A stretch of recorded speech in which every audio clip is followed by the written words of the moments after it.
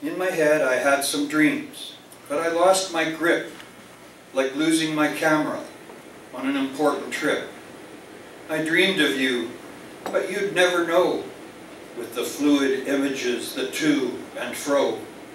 I woke up despondent, alone in my bed, absence in my room, your fragments in my head. And here's some little short snippets that are, I don't know if they will end up anywhere, except in a file. Short snippets, poems. It is late. I am very unhappy. I think I may be alone forever. I think I will always work and yearn until I drop to join the worms. I am cold, you are hot, you are there, I am not. Went to the doctor and the doctor said, look a little closer before you're dead. Look at the complex all broken down. You don't need water to learn to drown. Peeling an orange, it's a very large one. We share a thin skin. Autumn haiku. I found a long hair growing from the center of my upper eyelid.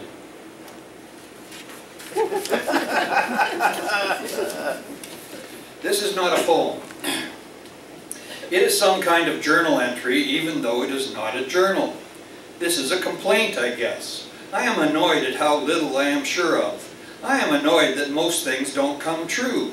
I am tired but worried while I sleep.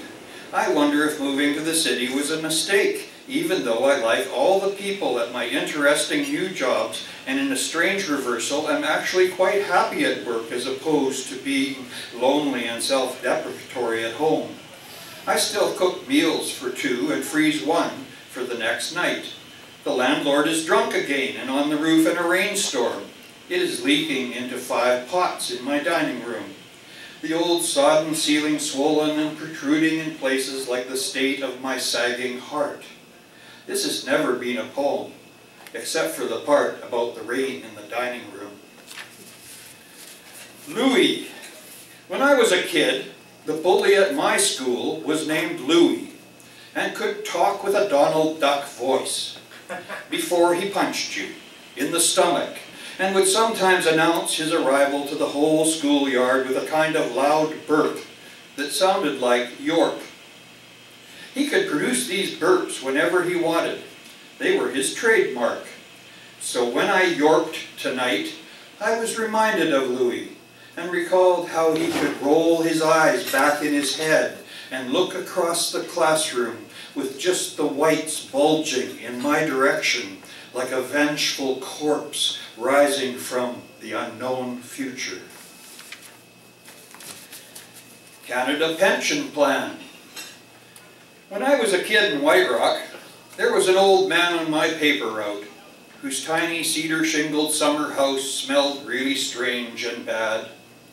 Every month he paid for his Columbian newspaper subscription, and I'd step inside on the rainy days to collect.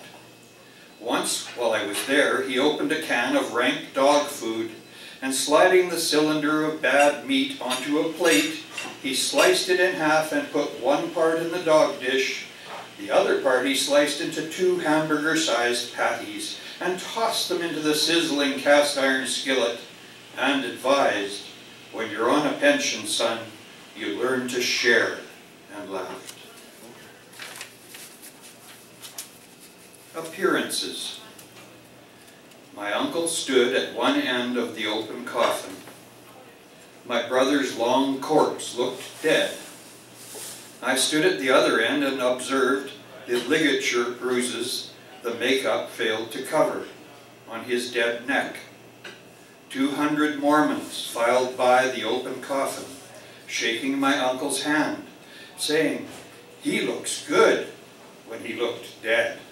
Then each filed by shaking my hand, saying, "You look just like him." 11th commandment. A 4-year-old stands on top of the wooden stoop. Father, professor of hard knocks, stands below saying, "Jump, son, jump, I'll catch you." Beckoning arms outstretched, the boy jumps.